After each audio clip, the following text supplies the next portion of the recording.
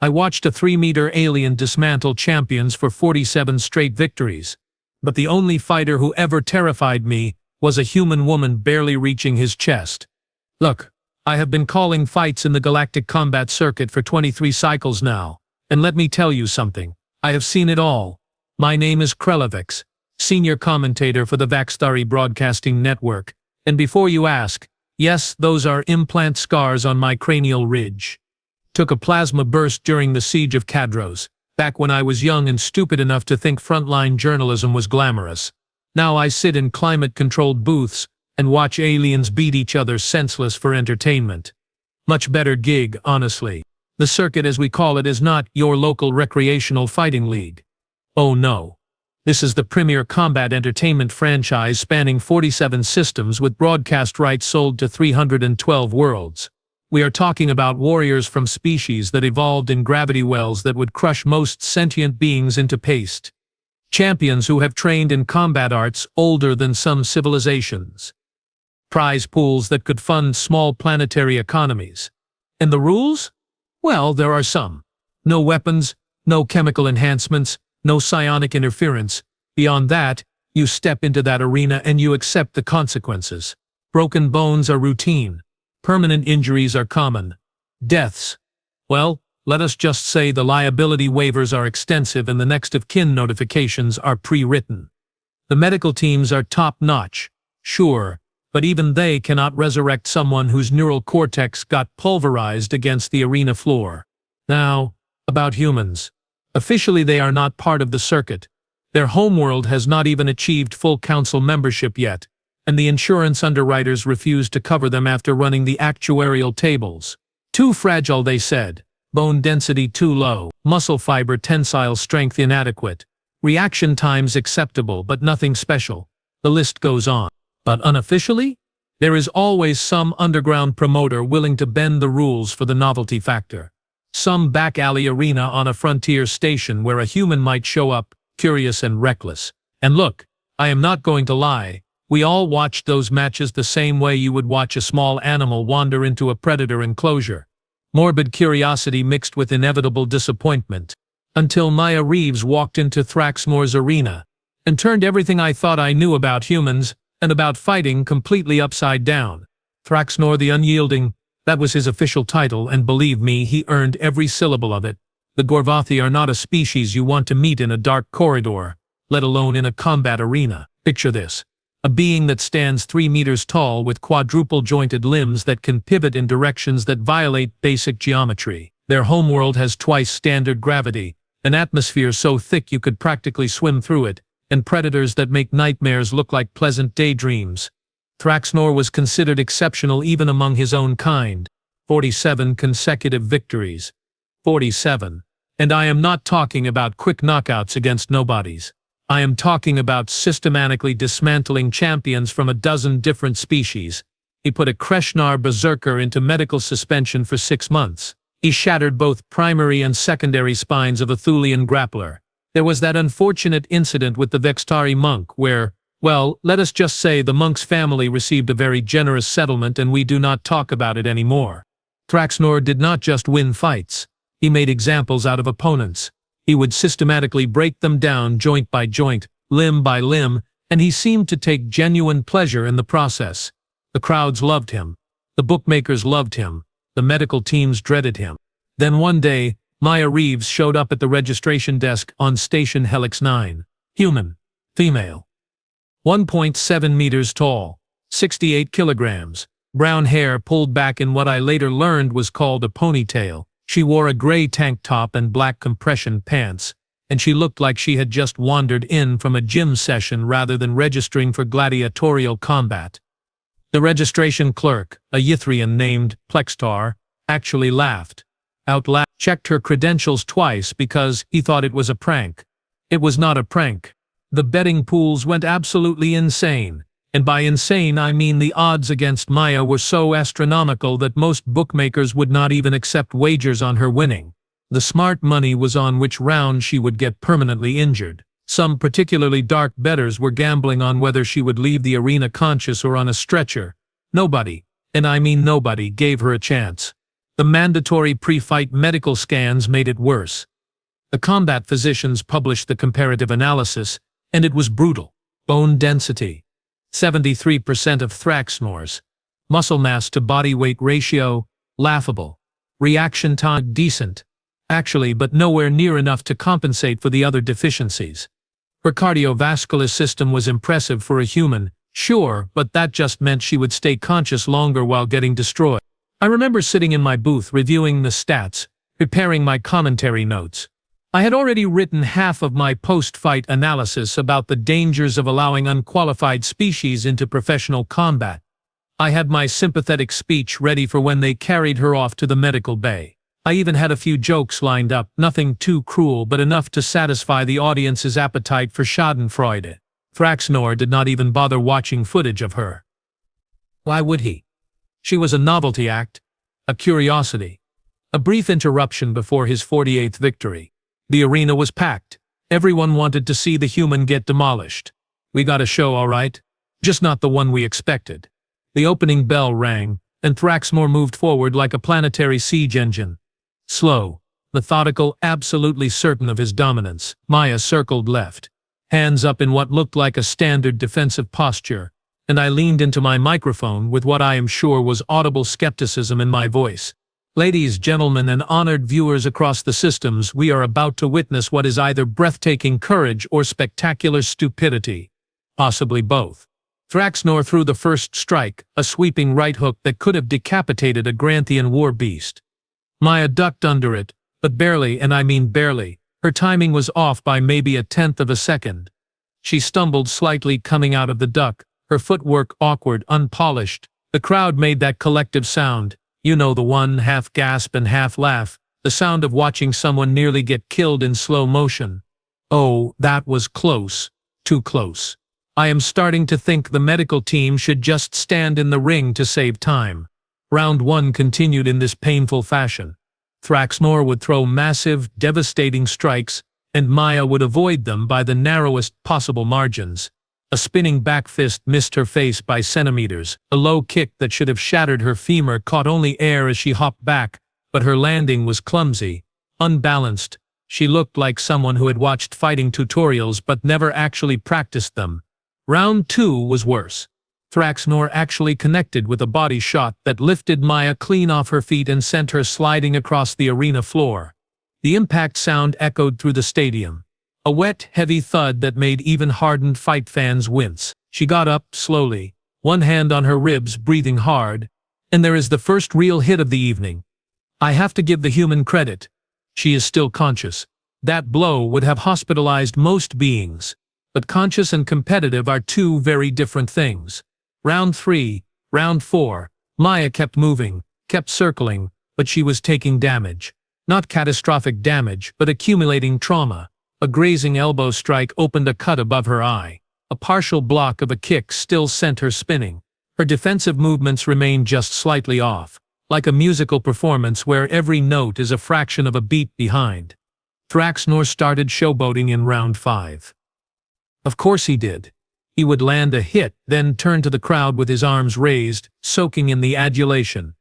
He started throwing lazier strikes, putting less effort into his combinations, clearly toying with his opponent. The crowd ate it up. This was not a fight anymore. This was a demonstration, a lesson in the natural order of the galaxy's combat hierarchy. Thraxnor is not even trying anymore, folks.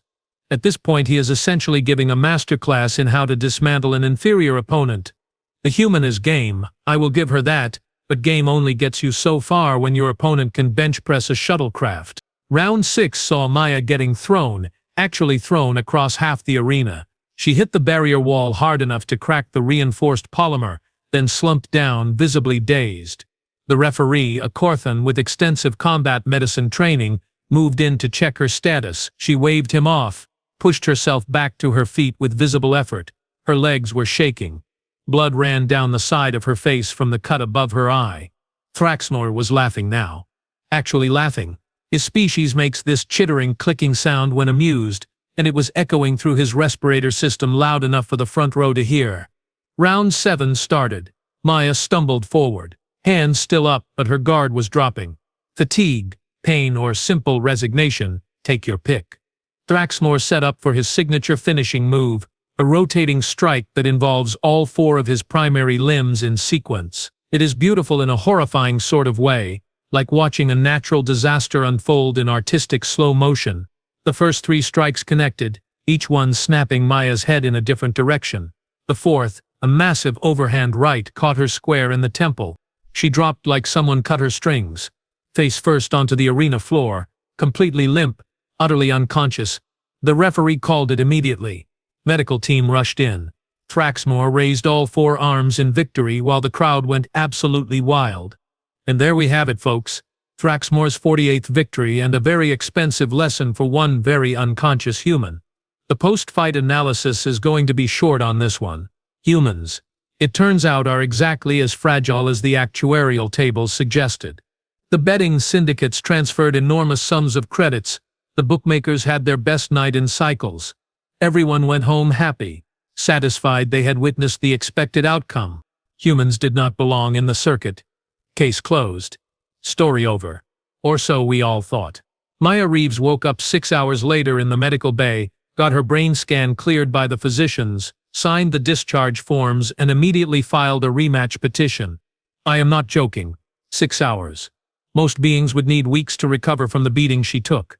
Some species would need full neural reconstruction, but apparently humans have this ridiculous redundancy in their physiology, and Maya walked out of that med bay like she had slept through a minor inconvenience. The rematch request hit the galactic sports networks within an hour, and the reaction was, shall we say, unsympathetic. The Vorgax Comedy Network did a 15-minute segment where they just showed the knockout on loop while playing festive music. The Kredathi Sports Analysis show brought on a xenobiologist to explain, in excruciating detail, why human bone structure made them unsuitable for combat sports. One particularly savage commentator on Channel Praxis suggested that Maya was suffering from brain damage and should be denied the rematch for her own safety. I may have laughed at a few of those segments. In my defense, they were genuinely funny.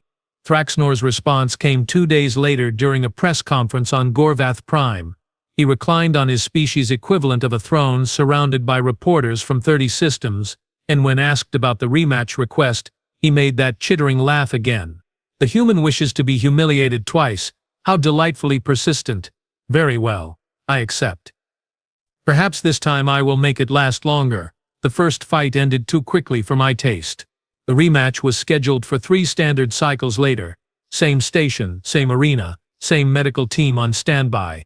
Probably with extra equipment this time. The promotional materials practically wrote themselves. Every sports network in the galaxy cleared their schedule. This was not just a fight anymore. This was a cultural event, a comedy show, a chance to watch a human learn the same lesson twice.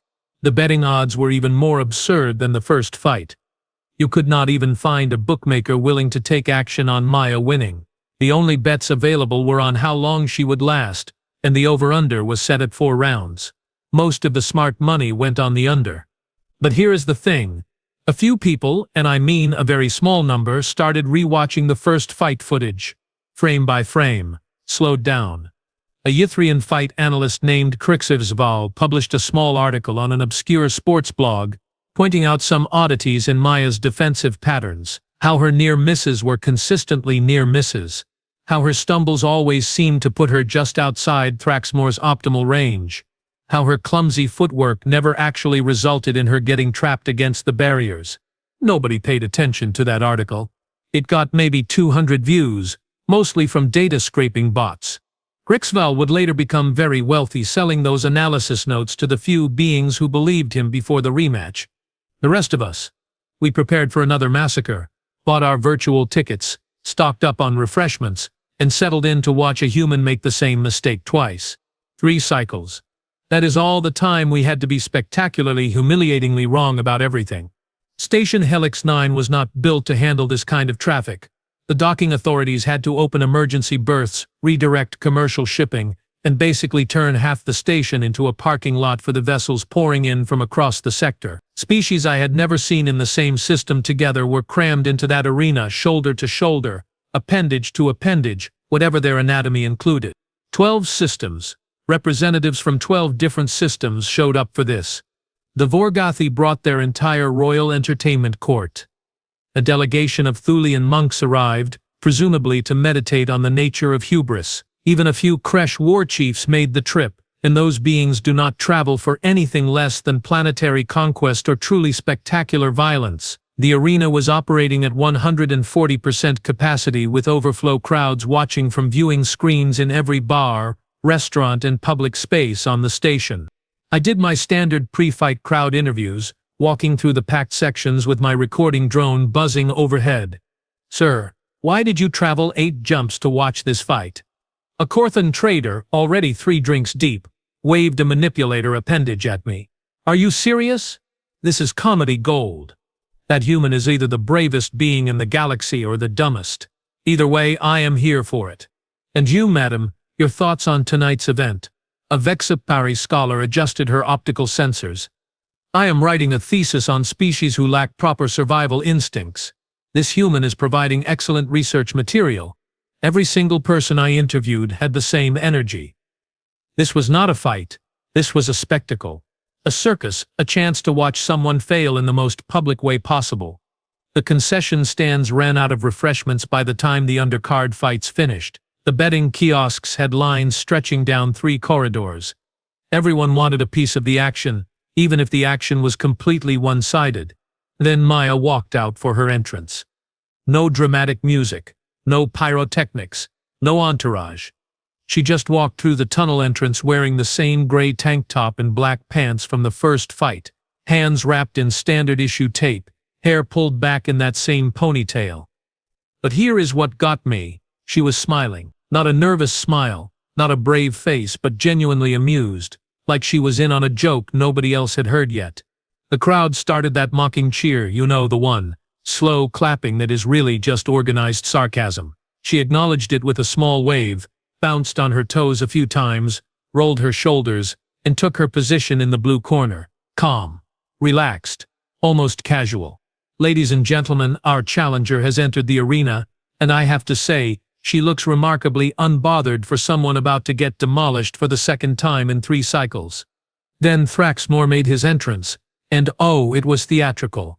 Smoke machines, holographic projections of his greatest victories, that booming Gorvathi war chant played over the speaker system at volumes that violated several safety regulations. He wore his championship belt across one massive shoulder and raised all 4 arms as he descended the entrance ramp. The arena shook with the roar of approval. This was their champion, their destroyer, their inevitable victor. He climbed into the ring, moved to the center, and stared down at Maya. She looked up at him, still with that little smile, and gave him a nod. Just a simple, respectful nod, like they were about to spar in a training gym rather than fight for purse money and galactic pride. The referee called them both to the center for final instructions. Standard rules. No weapons. Fight until knockout, submission, or medical stoppage. Touch gloves if you want to show respect. Thraxnor did not offer. Maya shrugged, stepped back to her corner. The arena fell into that special kind of tension that comes right before violence. 10,000 beings holding their breath. Everyone knew what was coming. Everyone knew how this would end. The bell rang. 8 seconds later, everyone was very, very wrong. The bell rang, and Thraxmore did not waste time with theatrics. No circling, no feeling-out process, no cautious approach. He came straight forward with clear intent, all 3 meters and 200 kilograms of Gorvathi muscle and bone moving like a freight train that had decided personal violence was its new career path. This was not showboating. This was not entertainment. This was a predator tired of playing with its food. He closed the distance in 2 massive strides, upper right arm cocking back for that same devastating overhand that had ended the first fight. The crowd was already cheering, anticipating the quick finish, the vindication of their expectations. Then Maya moved, and everything changed. Her stance shifted, dropped lower, weight distribution completely different, hands positioned in a guard I had never seen in the first fight.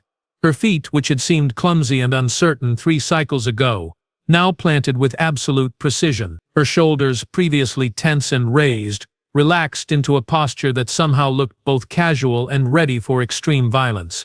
I remember thinking, wait, what is this? Thraxnor did not notice. Why would he? He threw that overhand right, 400 kilograms of force behind it, a strike that would have turned Maya's skull into a historical footnote. She stepped in. Not back, not to the side. Directly into the path of the strike, which violated every survival instinct most species possess. But her timing was. I am struggling to find the right word here. Surgical. She moved inside the arc of his swing, close enough that his massive fist whistled past her ear with maybe a centimeter of clearance. Close enough that I could see individual strands of her hair moving in the displacement wake. Her left hand, and this is where it gets technical, so stay with me, came up and made contact with Thraxnor's incoming wrist. Not a block, not a deflection, just contact. Just enough to slightly alter the trajectory by maybe 3 degrees. That tiny change, combined with his forward momentum and the overextension of his strike, pulled him fractionally off balance. We are talking about millimeters here, about weight distribution shifting in ways most beings would not even perceive. But Maya perceived it. Oh, she absolutely perceived it. Her right hand, which had been chambered low near her hip, exploded forward. Not a wide swing, not a haymaker, but a straight, compact strike aimed at a very specific point on Thraxnor's lower jaw where it connected to his skull. The Gorvathi anatomy has this structural weakness, a nerve cluster that controls their equilibrium and motor function, but it is protected by dense bone and usually impossible to access during a fight. Usually. But Thraxnor's own momentum, his own overcommitted strike, his own forward lean, all combined to position that target directly in line with Maya's incoming fist. Her knuckles, reinforced with those regulation wraps, connected with approximately 60 kilograms of force concentrated into an area smaller than a credit chit. The angle was perfect. The timing was perfect. The biomechanics were so efficient that physics itself seemed to pause and take notes. I have watched the replay footage maybe 300 times. I have seen it slowed down to 1/10 speed. I have had xenobiologists explain the neural cascade that resulted from that strike. Here is what happened in Thraxnor's nervous system in the span of a quarter second. Impact. Nerve cluster activation. Signals firing to his motor cortex to shut down. Emergency protocols engaging equilibrium centers reporting catastrophic errors. Pain receptors screaming contradictory information. His brain, confronted with this data overflow, did what brains do when they receive input they cannot process. It turned everything off. Complete neural shutdown. Every muscle in his body went from maximum tension to 0 in the time it takes light to travel across a room. Thraxnor's eyes rolled back. His legs, those massive pillar-like legs that had supported him through 47 victories, stopped supporting anything.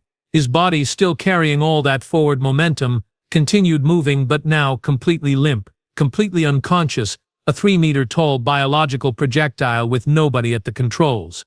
He hit the arena floor face first, with a sound like a cargo container dropped from orbit. The impact was so heavy that beings in the front row felt the vibration through their seats. One of his arms landed at an angle that made the medical team start moving before the referee even processed what had happened. The referee stood there, staring, his hand halfway to the bell. The timekeeper checked his display, then checked it again. Certain the equipment had malfunctioned. The ringside physician, a Korthan with 40 years of combat medicine experience, later told me he thought he was having a stroke because what he just witnessed was medically impossible. 8 seconds. From opening bell to Thraxnor unconscious on the canvas. 8 seconds. The arena did not erupt in cheers. There was no roar of approval, no celebration, no excitement. There was silence. Absolute, total, confused silence. 10,000 beings from 12 systems, all trying to process what they had just seen, all running the mental calculations, all arriving at the same impossible conclusion. Maya stepped back to a neutral corner, still calm, still relaxed, and waited for the referee to do his job. She was not celebrating. She was not gloating. She looked like someone who had just completed a routine training exercise and was waiting for notes on her performance. The referee finally remembered he had a funkin'. He knelt beside Thraxnor, checked his vital signs, waved urgently for the medical team. Then he stood, moved to the center of the ring and raised one hand toward Maya's corner. Winner by knockout at 8 seconds of round 1, Maya Reeves. That is when the arena lost its Ketic mind. But not with cheers. With questions, accusations, demands for replays, calls for investigations. Half the crowd was screaming that the fight was fixed. The other half was screaming that it was impossible. The betting syndicates were screaming for entirely different reasons, mostly related to the catastrophic financial losses they were currently calculating. And me? I sat in my commentator booth, microphone dead in my hand, watching the replay on my monitor, and realized I had absolutely no idea what I had just witnessed. Turns out, neither did anyone else, but we were all about to get a very educational explanation. The replay analysis started within minutes, and that is when the real horror show began. Not horror in the sense of violence, but horror in the sense of realization, the slow dawning understanding that we had all been played like musical instruments by someone who knew exactly which notes to strike. I pulled up my archived footage from the first fight, split-screened it with the rematch, and started running comparisons. My producer, a Ythrian named Telmex with 3 decades in broadcast sports, leaned over my shoulder and went very, very quiet. "Run that back," he said. "Third round, when she stumbled after that leg kick." I ran it back, watched Maya's awkward recovery, her unbalanced footwork, how she moved just outside Thraxnor's range while looking like she had no idea what she was doing. Then I pulled up the angle data, the spatial positioning metrics that our tracking systems recorded. She had moved exactly far enough. Not approximately, not roughly, exactly. Her stumble had placed her at the precise distance where Thraxnor's follow-up strikes would overextend by 3 to 5 centimeters. Every single time. "Ancestors preserve us," Telmex whispered. She was measuring him. We went through the entire first fight, frame by frame, every clumsy duck that barely avoided his strikes. She was cataloging his timing, his wind-up tells, the micro-adjustments he made before throwing power shots. Every time she got hit and stumbled away, she was testing his preferred angles, his comfortable ranges, the patterns he fell into when he thought he was dominating. That cut above her eye that bled so dramatically, it was on the side of her head that kept getting turned away from Thraxnor's vision, meaning it looked worse than it was and gave her an excuse to keep her guard lower than it should be. 7 rounds.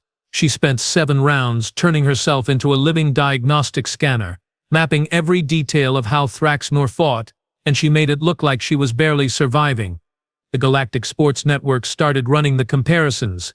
Side-by-side footage showing Maya's mistakes in Fight 1 lining up perfectly with the counter-strike she used in Fight 2. Biomechanics experts came on air to explain that the specific nerve cluster she targeted was not common knowledge, it was advanced convey anatomy that required detailed study to even know existed, let alone to hit during a live fight. When reporters finally cornered Maya in the station corridor outside the medical bay, she was eating something called a protein bar and checking messages on her datapad. "Miss Reeves, the analysis suggests you deliberately lost the first fight to study your opponent. Can you comment?" She looked up, genuinely surprised anyone was confused. "Well, yeah, I had never fought a Gorvathi before, did not know his patterns. Seemed like the smart move to learn first, then adapt. You let yourself get knocked unconscious as part of a learning strategy. I mean, it was not my favorite part of the plan, but yeah," she shrugged.